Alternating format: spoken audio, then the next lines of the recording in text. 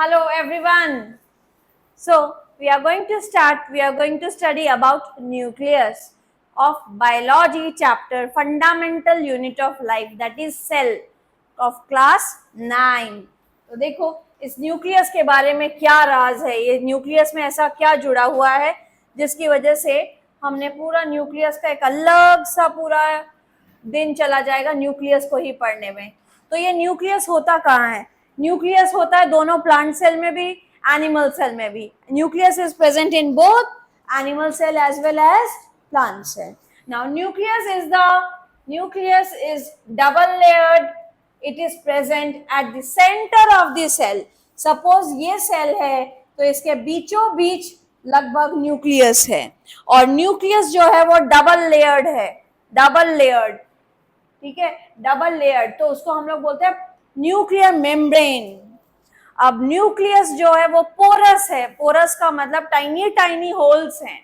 क्यों tiny tiny holes हैं? इसके बाहर के मटेरियल को हम लोग बोलते हैं cytoplasm. Cytoplasm jelly like substance है साइटोप्लाज्म। इस साइटोप्लाज्म में काफी कुछ सेल ऑर्गेनली प्रेजेंट है, काफी सारे सेल ऑर्गेनली है, ठीक है। हम लोग पढ़ेंगे एक एक करके। माइटोकॉन्ड्रिया है, लाइसोसोम्स है, आगे आगे पढ़ेंगे।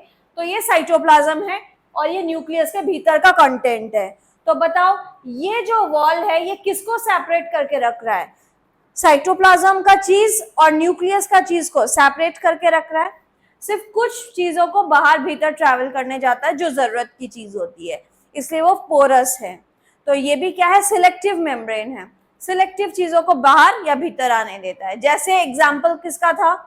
और सिलेक्टिव कौन इन एंड आउट करता था? ये अपना cell membrane. Plasma membrane was also selectively permeable membrane, ये भी सिलेक्टिव चीजों को भीतर या बाहर करने देता था। वैसे न्यूक्लियस भी क्या है? सिलेक्टिव चीजों को भीतर या बाहर करने देगा। तो कौन सा सिलेक्टिव चीजों को बाहर या भीतर करने देगा? Contents of the cytoplasm into nucleus और न्यूक्लियस टू आउटसाइड, ठीक है, मटेरियल्स।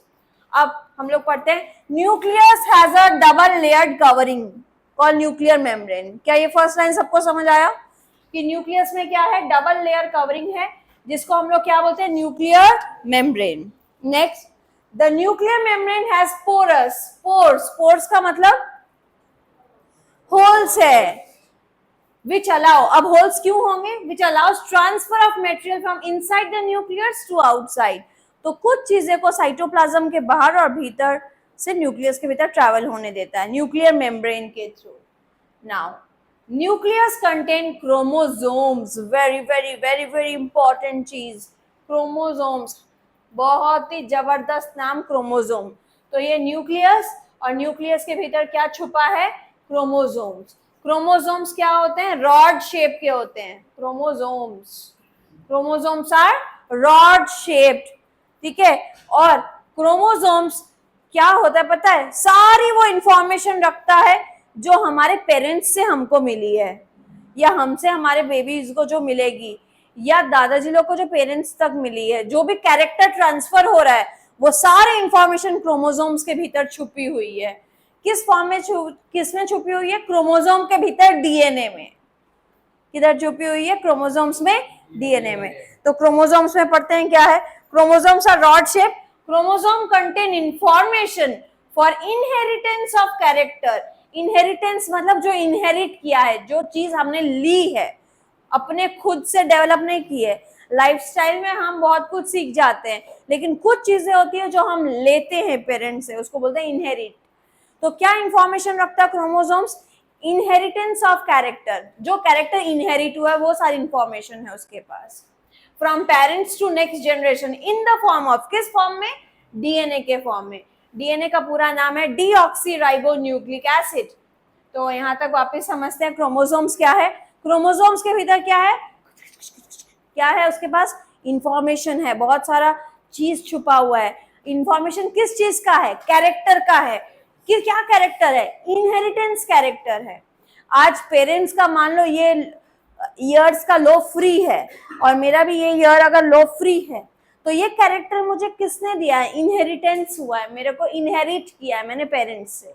किसी का जुड़ा हुआ है तो वो पेरेंट्स से इनहेरिट है। बोलते हैं इसका पूरा ये जो रीजन है पूरे उसके मदर के जैसे दिखता है, स्माइल वगैरह, तो वो कहाँ है, इनहेरिटेंस ऑफ कैरेक्टर है। इसकी आईज ऐसे ब्राउन है, उसके फादर की आईज भी ऐसे ब्राउन है, तो वो क्या है, उसको इनहेरिटेंस मिला है। तो ये इंफॉर्मेशन कौन बताता है, न्यूक्लियस के भीतर क्रोमोसोम्स। और क्रोमोसोम्स किस फॉर्म में रखता है इंफॉर्मेशन, डीएनए के फॉर्म में, तो डीएनए, ठीक है। तो chromosomes are dash shaped, spiral shape or rod shape, rod shape. Chromosomes contain information or chromosome does not contain information in the form of DNA or in the form of nucleus. DNA, it stores information for dash of character, inheritance of character. Okay, DNA full form is deoxyribonucleic acid, deoxyribonucleic acid, deoxyribonucleic acid, बोलो मेरे साथ, oxyribonucleic acid, very good. हाँ, chromosomes are composed of DNA and protein. अब chromosomes के भीतर दो चीजें से बनता है, क्रोमोसोम्स के भीतर दो चीज है, एक दिन मैंने बताया था ना, क्रोमोसोम्स के भीतर क्या है, डीएनए है और प्रोटीन है। और डीएनए का यूनिट होगा जीन, और एक बचा है डीएनए के भीतर क्या, जीन। तो वापिस आ जाओ, न्यूक्लियस, न्यूक्लियस के भीतर क्या है, क्रोमोसोम, क्रोमोसोम दो चीज से क्या बना है, डीएनए प्रोटीन, डीएनए के भीतर क्या है, जीन। तो आगे देखते हैं, DNA molecule contain information necessary for constructing and organizing cell. अब डीएनए के भीतर भी इंफॉर्मेशन ही होगा, क्या चीज का इंफॉर्मेशन होगा, it contain information necessary for constructing and organizing cell. Cell को तो कंस्ट्रक्ट करना पड़ेगा, आज जो में इतना बॉडी लेके इतना सुंदर स्ट्रक्चर है हम लोग का, तो ये स्ट्रक्चर हम लोग को किसने दिया है, सेल मजबूत है हमारे तभी, तो सेल का स्ट्रक्चर कौन देगा, तो सेल का स्ट्रक्चर तो डीएनए ही बताएगा ना कि इसका स्ट्रक्चर कैसा होना चाहिए। तो डीएनए इंफॉर्मेशन रखता है सेल का स्ट्रक्चर कैसा तैयार होगा, कैसे ऑर्गेनाइज होगा, एक साइटोप्लाज्म के भीतर ये यहाँ रहेगा, ये यहाँ रहेगा, यहाँ रहेगा, तब ये सेल ऐसा बनेगा। तो ये सारी इंफॉर्मेशन डीएनए के भीतर है। तो DNA contain information for constructing and organizing the cell. What is the full form of DNA, deoxyribonucleic acid. Chromosomes are shaped like, chromosomes are information source of inheritance of character from the parents. Chromosome contain dash in the form of, information किस फॉर्म में रखते हैं, in the form of DNA. Chromosomes are made up of dash and dash. DNA is information stores for constructing and organizing the cell. Constructing and organizing the cell. Very good. DNA full form? Deoxyribonucleic acid. Deoxyribonucleic acid. Now, functional segment.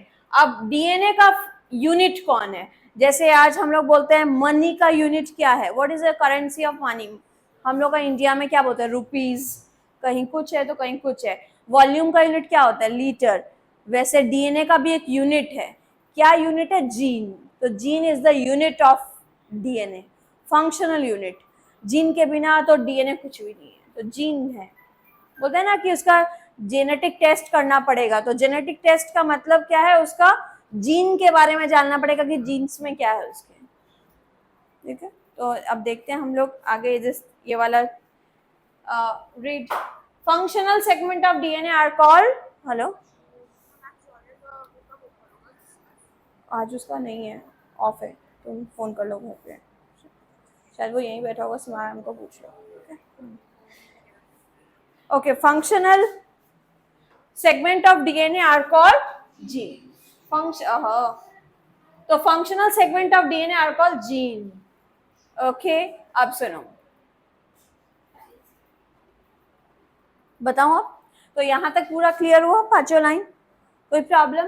Nucleus single layer है कि double layer है? जो layer है उसको क्या बोलेंगे, nuclear membrane. Nuclear membrane, nuclear membrane को क्या चीजों को सेपरेट करके रखता है, क्या क्या चीजों को न्यूक्लियर मेम्ब्रेन सेपरेट करके रखता है, yes, it separates materials of the cytoplasm and materials of the nucleus. nucleus के भीतर का material cytoplasm को अलग करके रखता है. now nucleus contain dash chromosomes. chromosomes उसके बारे में क्या क्या पॉइंट लगा सकते हो? chromosomes are rod shape. chromosomes contain information of inheritance of character from the parents in the form of DNA, bracket में deoxyribonucleic acid. chromosomes are made up of DNA protein. अब डीएनए के बारे में आ जाओ तो डीएनए क्या है? DNA is deoxyribonucleic acid. DNA is the information source of constructing and organizing the cell. Cell को construct organize करने के लिए काम आता है डीएनए. उसके बाद डीएनए में और क्या लिख सकते हो? डीएनए फंक्शनल यूनिट कौन सा है उसका? फंक्शनल सेगमेंट कौन है? जीन. तो डीएनए का फंक्शनल सेगमेंट, डीएनए फंक्शन किसकी वजह से करता है? जीन की वजह से. नाउ अब न्यूक्लियस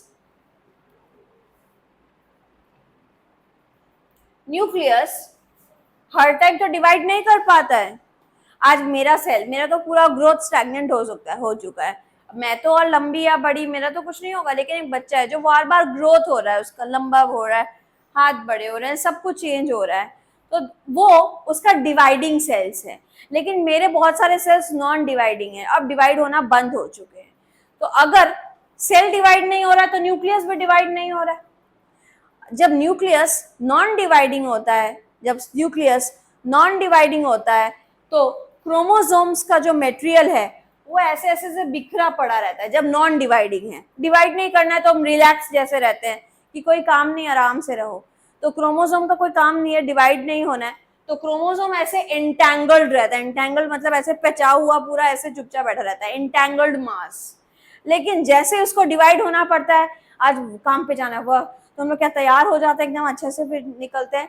तो जैसे ये डिवाइड होगा, ये तैयार होके रॉड शेप में सुंदर तैयार हो जाता है.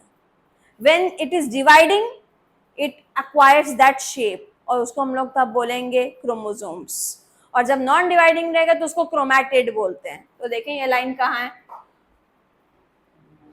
In a cell which is not dividing, DNA is present as part of chromatin material. Chromatin क्या है? Chromatin is entangled, मतलब ऐसे entangled mass of thread like structures. बहुत सारे थ्रेड ऐसे हैं. ठीक है. तो डीएनए क्या है? सॉरी, डीएनए नहीं, क्रोमैटिन क्या है? Chromatin is entangled mass thread like structure. ठीक है. When the cell is about to divide, अब सेल डिवाइड होने वाला है, काम पे जाने वाला है, तो chromatin material organizes. Chromatin material organize होके क्या बन जाता है? क्रोमोसोम्स. तो हम ऑर्गेनाइज्ड फॉर्म को क्या बोलते हैं? क्रोमोसोम्स. और जो नॉन ऑर्गेनाइज्ड फॉर्म है तो हम बोलते हैं MA है ना, क्रोमैटिन. ठीक है. और ये क्रोमैटिन क्या है? Entangled mass thread like structure. ये डिवाइडिंग है कि ये डिवाइडिंग वाला है? Option A, option B. Which is dividing? B. It is not dividing, it is dividing. Okay. Now ये पूरा लाइन क्लियर हो गया? पूरा पैराग्राफ क्लियर है? श्योर? पूछूं अबाउट क्रोमोसोम्स, बताना क्या क्या क्रोमोसोम्स के बारे में आप बताओ.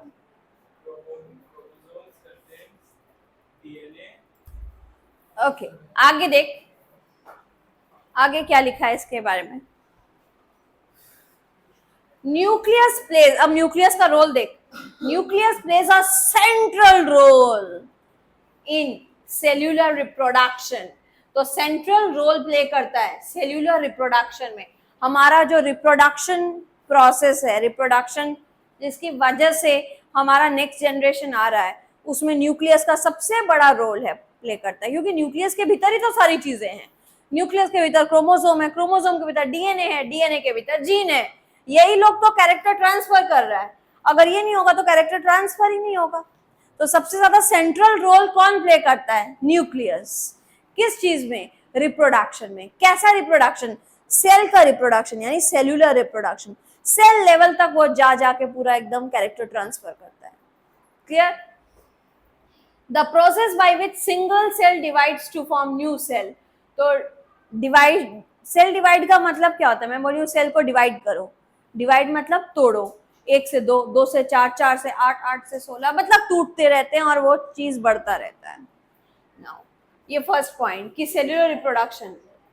Second, it also plays crucial part along with the environment in determining the way the cell will develop, what form it will exhibit at maturity by directing the chemical activities of the cell। ये और भी क्या किसके बारे में बताता है? ये बताता है कि सेल हमारा कैसे डेवलप होगा, वो क्या फॉर्म लेगा आगे जाके, कैसा सेल तैयार होगा। तो क्या बताता है? How the cell will grow, how the cell will develop, what form it will take by maturity। ये मेच्योर जब हो जाएगा सेल तो वो किस फॉर्म का देगा, क्या बनेगा, वो पूरा बताता है nucleus. Bye directing the chemical activities, वो जो जो काम करता है उससे पता लग जाता है केमिकल एक्टिविटीज से। तो इसमें फर्स्ट पॉइंट सबसे ज्यादा इंपॉर्टेंट है क्या, कि सेंट्रल रोल प्ले करता है किसमें? सेल्यूलर रिप्रोडक्शन में। और दूसरा रोल क्या है? न्यूक्लियस बताता है कि how the cell will divide, how the cell will develop, how the cell will look upon maturity, maturity में सेल कैसा दिखेगा। ठीक है, अच्छा। अब नेक्स्ट जो है वो मुझे प्रोकैरियोटिक और यूकैरियोटिक के बारे में बताना है, तो मैं डिफरेंस कॉलम में ही समझाती हूँ एक ही बार में लिख के। देखो, प्रोकैरियोटिक और यूकैरियोटिक का बहुत अच्छा डिफरेंस हम लोग के बुक में ही है। हम लोग के बुक में सबसे पहले यहाँ से समझते हैं प्रोकैरियोटिक और यूकैरियोटिक क्या है। प्रोकैरियोटिक का मतलब हो गया बहुत पुराने सिंपल सेल, प्रिमिटिव। प्रिमिटिव का मतलब समझते हो? बहुत सिंपल। पहले तो बहुत सिंपल होते हैं, अब धीरे धीरे कॉम्प्लेक्स होने लग गए हैं।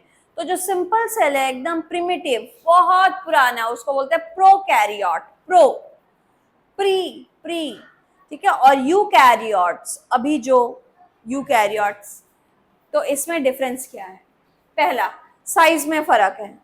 प्रोकैरियोटिक का साइज कैसा है? बहुत ही छोटा, वेरी स्मॉल साइज। कितना साइज है? 1 माइक्रोमीटर से 10 माइक्रोमीटर तक, 1 से लेके 10 माइक्रोमीटर। मीटर आप जानते हो क्या होता है? 1 मीटर कपड़ा, 2 मीटर कपड़ा। अब मीटर का बहुत छोटा यूनिट होता है, पहले और छोटा होता है मिलीमीटर, और छोटा होता है माइक्रोमीटर। ठीक है, 6 गुना छोटा होता है माइक्रोमीटर।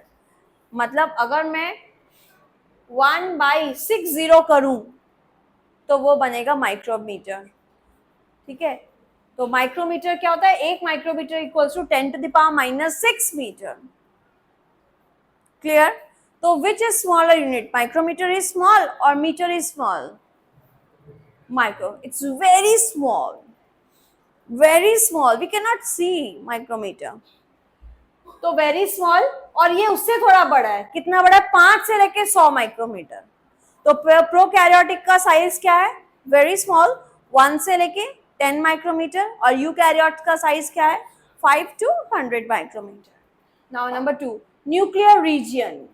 इसमें न्यूक्लियर रीजियन जो है, न्यूक्लियर रीजियन का मतलब न्यूक्लियस के भीतर की चीजें, न्यूक्लियस के भीतर की चीजें वेल डिफाइंड है।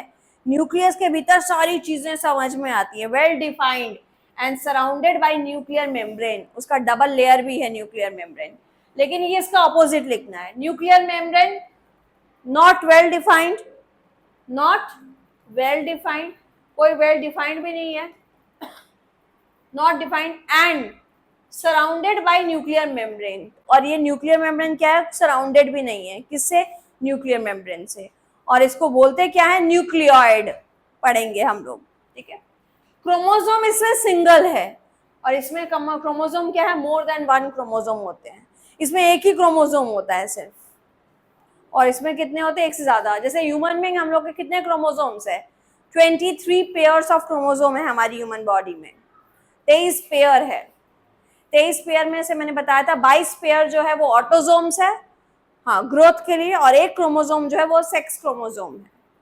ठीक है, और ऑटोसोम क्रोमोसोम पेयर्स है 23, तो 23 इंटू 2 कितना होता है? 46 नंबर है, क्योंकि chromosomes are always in pairs.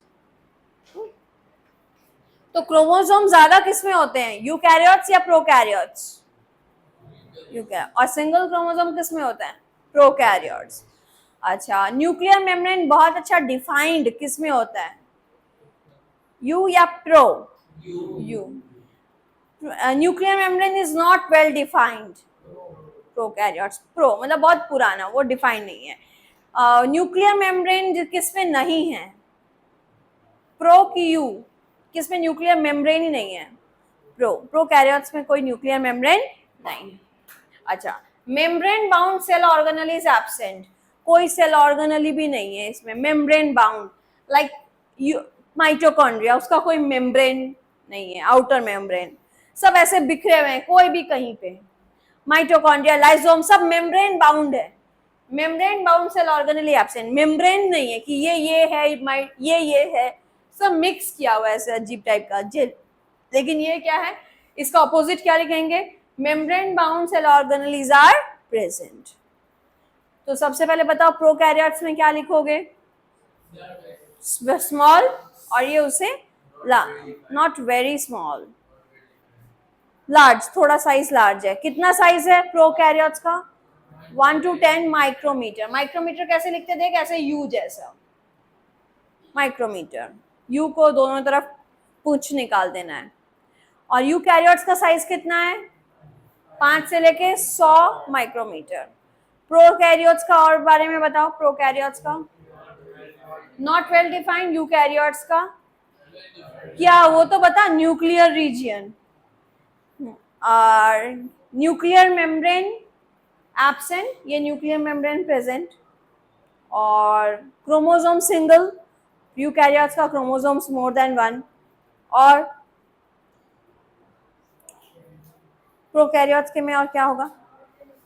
Membrane bound cell organelle is absent, membrane bound cell organelle is present. तो ये चारों पॉइंट कवर करोगे, फिर मैं एग्जांपल लिखाऊंगी। कॉपी में लिखो, give difference between prokaryotes and eukaryotes. और यहाँ पे नोन एज क्या लिखना है? न्यूक्लियोइड।